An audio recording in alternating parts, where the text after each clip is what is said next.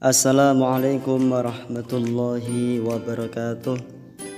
Selamat datang sahabat-sahabat. Dalam kesempatan video kali ini kita akan belajar pada materi Toharoh atau bersuci di kelas 7 ya, di tingkat sekolah menengah pertama. Oke, sebelum kita lanjutkan pembahasan materi, sebelumnya alangkah baiknya kita membaca basmalah bersama-sama. Semoga video kali ini benar-benar bermanfaat untuk kita semua. Bismillahirrahmanirrahim. Langsung saja kita masuk ke materi. Pengertian toharoh.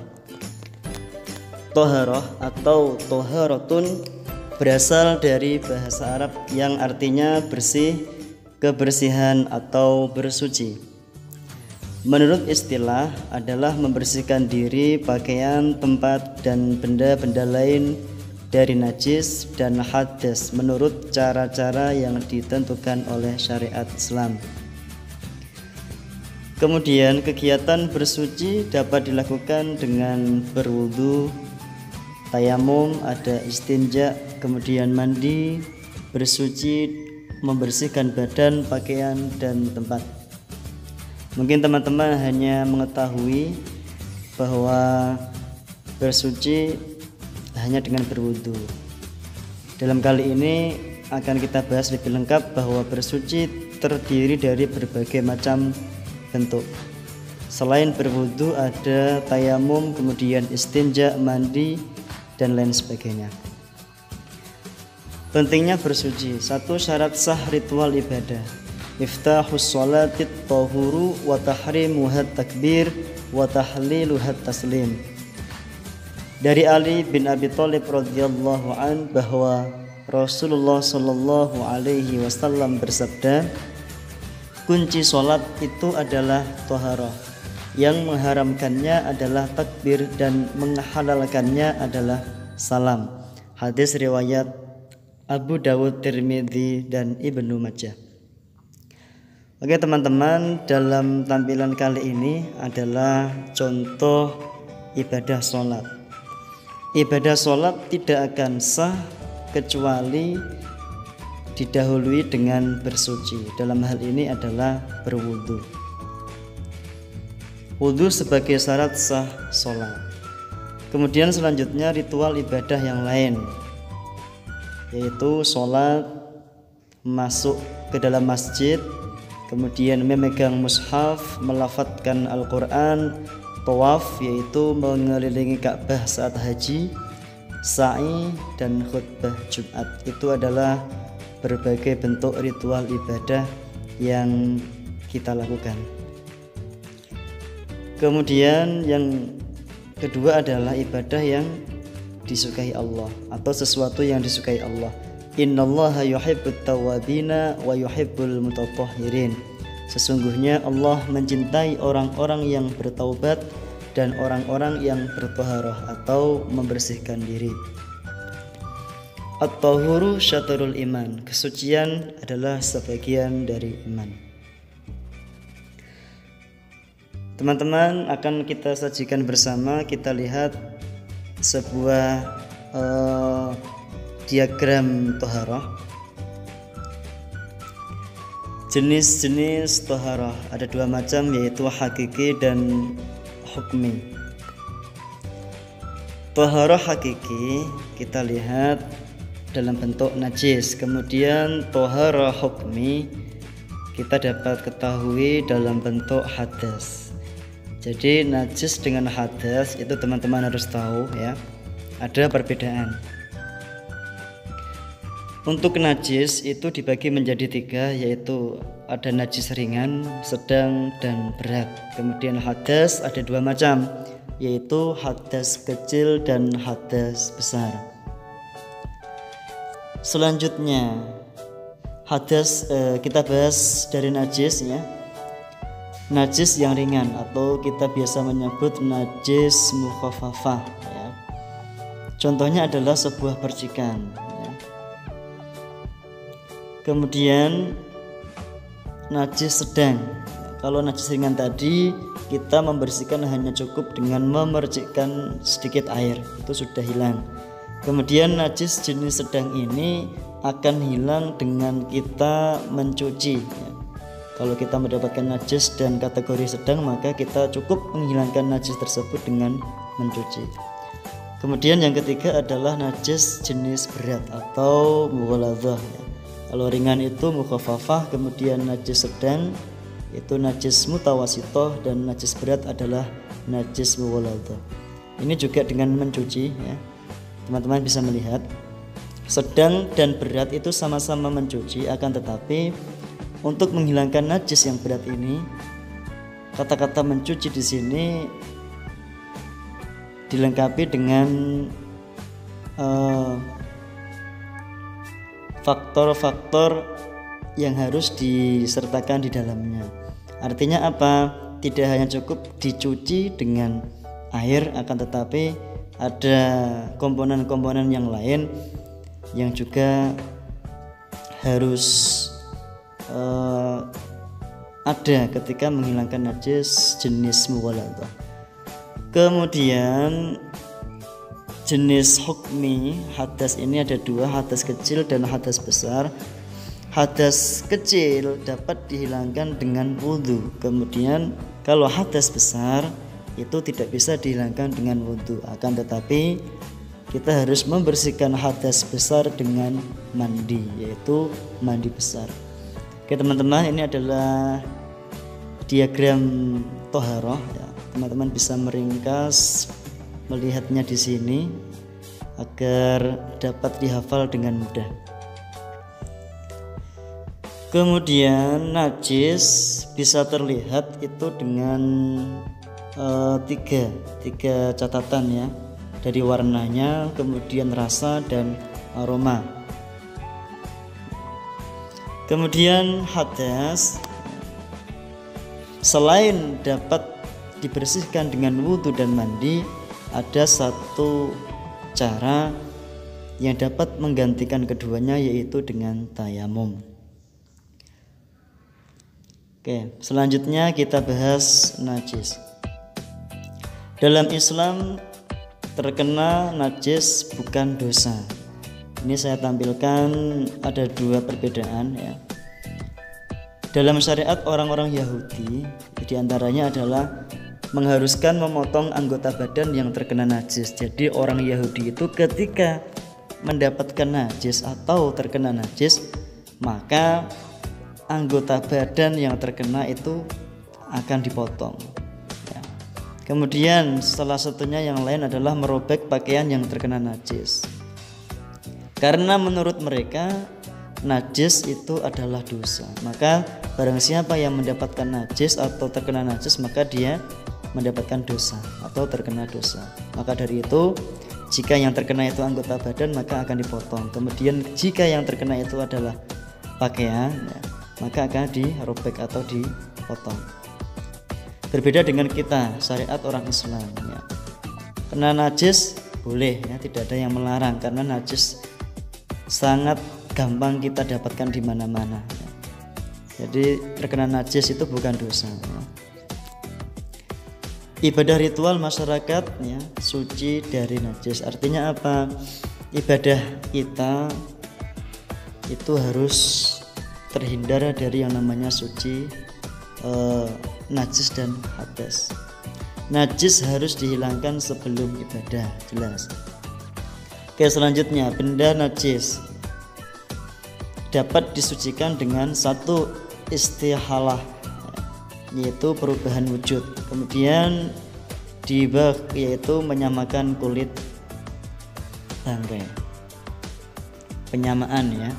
Kemudian benda suci terkena najis disucikan dengan pencucian, penyiraman, pengeringan ya, kesekan dengan tanah. Artinya apa? Ada sebagian najis yang dapat dihilangkan dengan penyamaan. Penyamaan itu adalah sebagai contoh kulit ya, kulit dari binatang ketika disembelih. Maka ketika masih basah itu najis. Ketika sudah disamak menjadi kering, maka najisnya akan hilang. Oke, selanjutnya ini adalah contoh gambar-gambar yang menunjukkan berbagai bentuk najis ya. Ada sampah, ada kamar mandi, kemudian di sini juga ada foto binatang haram yang dibakar ya. Ini babi bakar. Ada ini istilahnya sepiteng juga ya, tempat najis. Oke, selanjutnya pembagian najis berdasarkan tingkat pensuciannya. 1 ringan, 2 pertengahan atau sedang, yang ketiga adalah berat. Tadi sudah kita bahas. Kalau ringan biasa kita sebut najis mukhaffafah. Kemudian pertengahan itu najis yang sedang, atau kita biasa menyebutnya najis mutawasithah. Kemudian adalah yang ketiga najis berat, yaitu najis mughalladhah. Kita bahas satu persatu. Pertama adalah najis ringan, yaitu najis mukhaffafah. Mengapa disebut najis ringan? 1, karena untuk mensucikannya cukup ringan, cukup dipercikan air ya, itu sudah cukup. Meski masih ada najis sudah dianggap suci, itu najis mukhaffafah. Dalilnya apa? Yughsalu min baulil jariyah wa yurassu min baulil hulam. Air kencing bayi perempuan harus dicuci, sedangkan air kencing bayi laki-laki cukup dipercikkan air saja. Hadis riwayat Abu Dawud, An-Nasai dan Al-Hakim. Yang kedua adalah najis berat, najis mughalladhah ya. Mohon maaf ini agak terbalik ya. Oke, najis mughalladhah yaitu najis yang berat. Mengapa berat? Karena mensucikannya tidak cukup dengan hanya dicuci ya, dan tidak cukup hanya dihilangkan warna, rasa dan aromanya. Di samping itu ada ritual khusus, yaitu dibersihkan dengan 7 air dan 1 tanah. Kalau sekarang sudah ada deterjen, kalau dulu belum ada, makanya dengan menggunakan tanah. Contohnya adalah babi dan anjing. Kalau kita dijilat ya atau menyentuh babi atau anjing, itu termasuk najis yang berat ya, yang sangat berat. Kemudian ya, ini adalah contoh-contoh binatang yang kategori najisnya berat, ada babi, anjing ya. Kemudian selanjutnya adalah najis pertengahan atau mutawasithah ini. Batasannya selain najis ringan dan berat itu termasuk najis mutawasithah. Contohnya adalah darah, nanah, kemudian muntah ya, muntah-muntahan itu. Kemudian sesuatu yang keluar dari kemaluan depan atau belakang ya, padat, cair, gas, semuanya mutawasithah, najis ya. Kemudian bangkai ya. Bangkai yang bagaimana? Yang pertama, bangkai yang disembelih tidak syar'i, artinya tidak menggunakan kaidah-kaidah syariat Islam. Binatang yang mati tercekik, tertanduk, tenggelam ya, terhantam batu ya, itu termasuk najis ya. Kemudian potongan tubuh hewan hidup itu juga najis, tapi najisnya sedang, mutawasithah.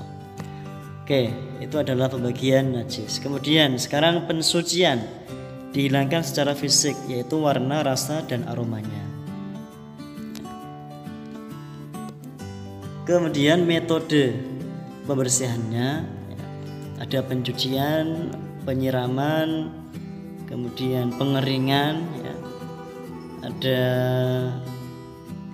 pengelapan ya, digosok, ada istihalah.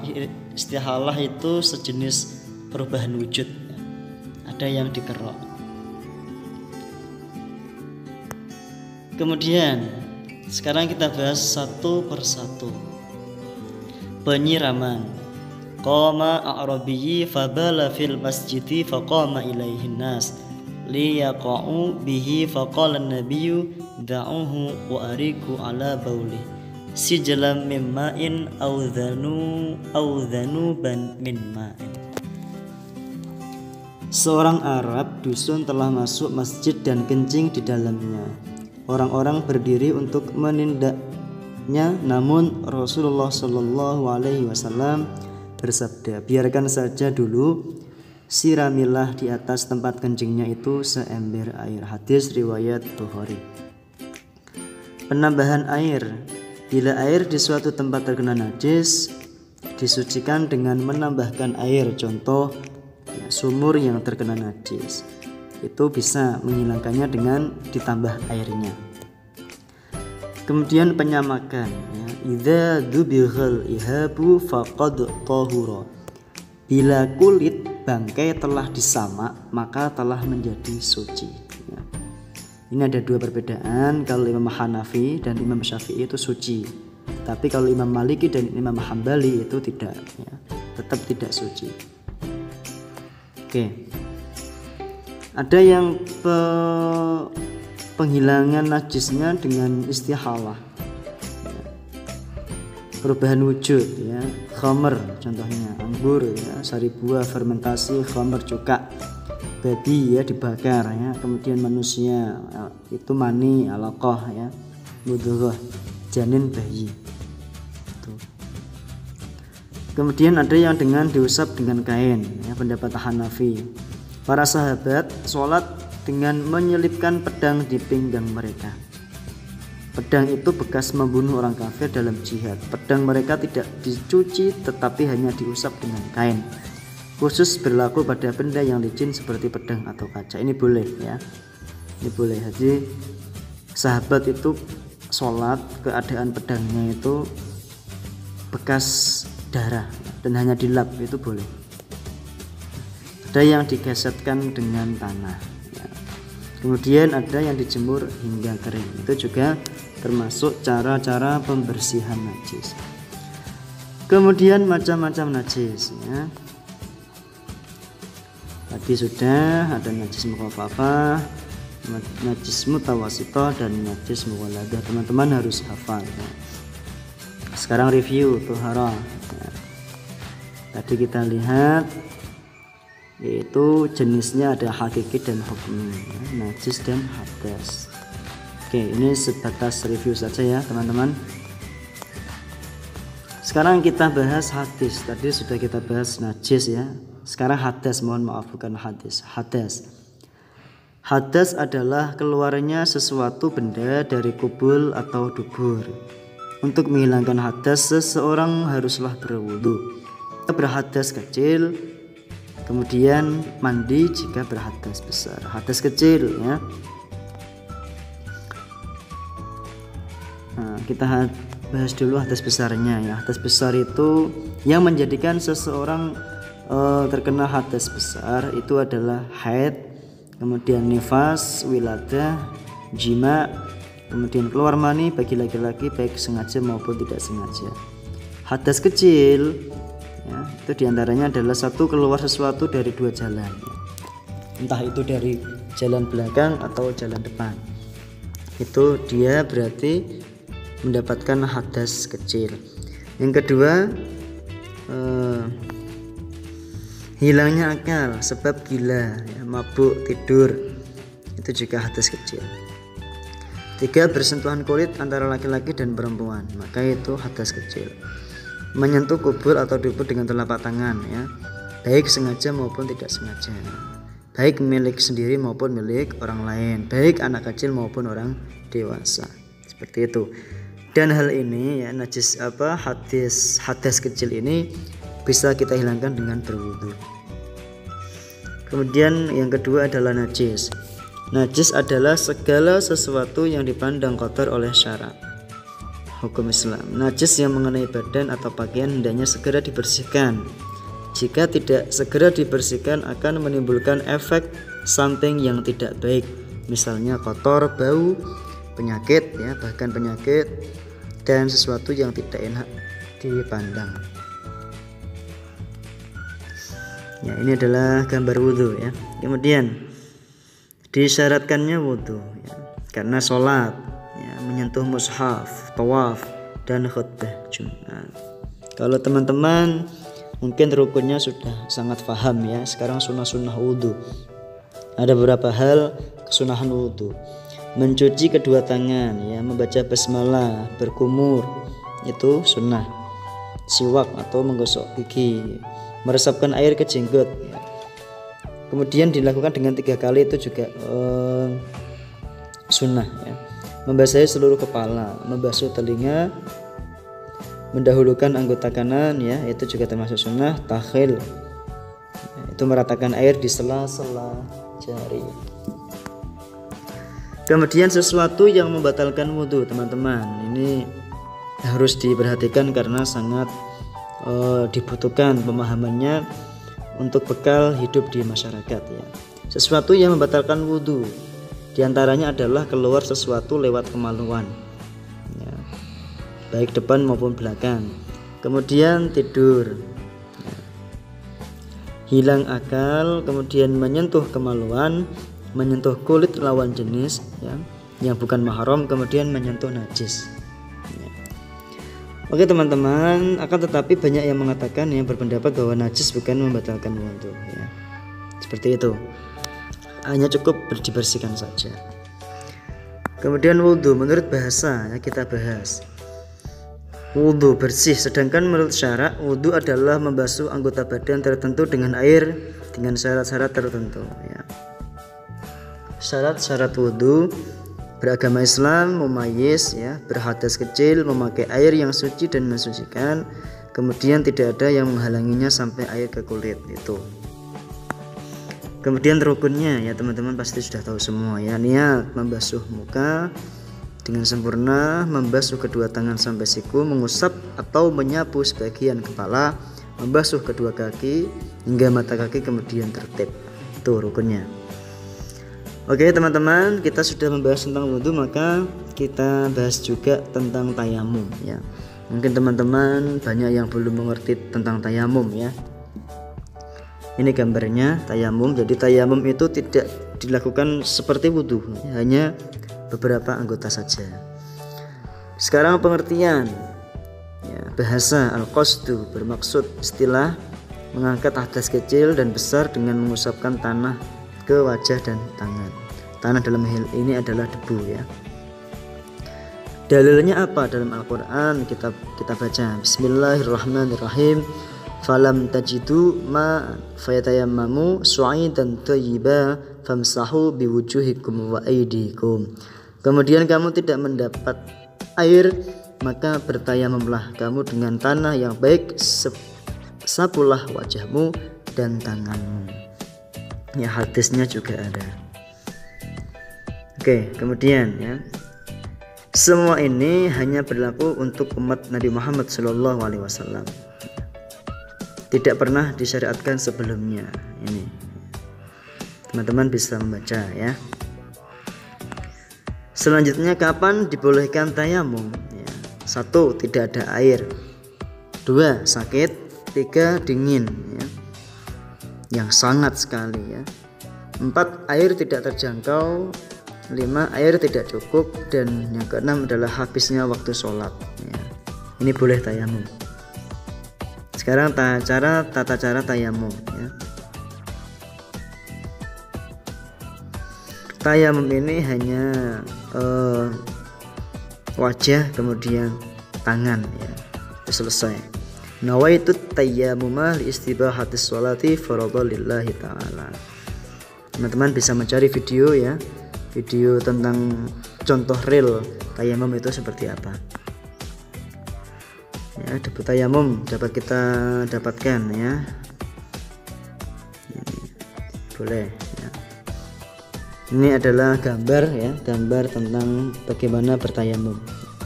Teman-teman bisa melihat, mencatat dan memahami ya.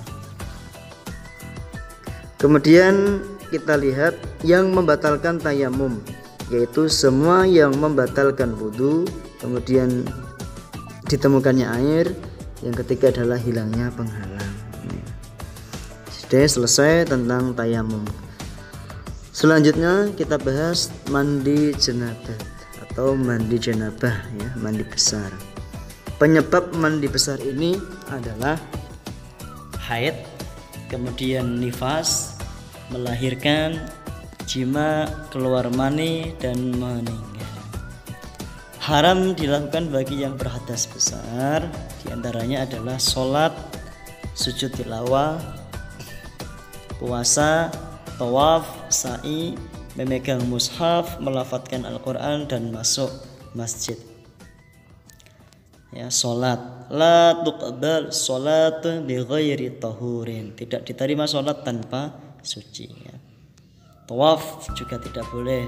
Kemudian menyentuh mushaf, ini riwayat Malik ya, tidak boleh. Allah ya masal Quran illa tahirun, janganlah menyentuh mushaf kecuali orang yang suci dari hadas.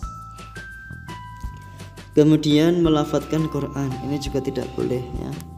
Kemudian selanjutnya masuk ke dalam masjid ya. Rukunnya ya, membaca niat, kemudian meratakan air ke seluruh tubuh. Sunnah-sunnahnya mencuci tangan, membersihkan kemaluan, depan belakang, menghilangkan najis, wudhu, kemudian mandi ya. Mendahulukan yang kanan sunnah. Sekarang contoh-contoh ya mandi sunnah, yaitu mandi sholat Jumat ya, mandi sholat Id, mandi sholat gerhana, kemudian sesudah memandikan mayat itu mandi, sadar dari pingsan, gila, mabuk, mandi ya, kemudian haji atau umrah. Ya teman-teman ya, agar tidak penasaran dan agar untuk menambah pengetahuan, maka dalam video kali ini akan saya bahas secara lengkap ya. Selanjutnya adalah haid. Apa itu haid? 3 darah wanita ya. Satu adalah haid, yaitu darah yang keluar karena sehat atau rutinitas. Yang kedua adalah nifas, darah yang keluar saat melahirkan dan sesudahnya. Yang ketiga adalah darah istihadah, yaitu darah selain haid dan nifas, yaitu darah penyakit. Kemudian masa haid minimal ya, minimal kalau Imam Syafi'i, Imam Hambali ya, itu 1 hari 1 malam. Kalau Imam Hanafi itu paling sedikit 3 hari 3 malam. Maksimal kalau Imam Hanafi 10 hari, kalau Imam Hambali itu 15 hari. Usia wanita haid itu mulai dari 9 tahun ya, itu sudah dewasa, sudah haid. Berakhirnya yaitu umur 50 tahun ya, Imam Hanafi. Kalau Imam Maliki usia 70 tahun.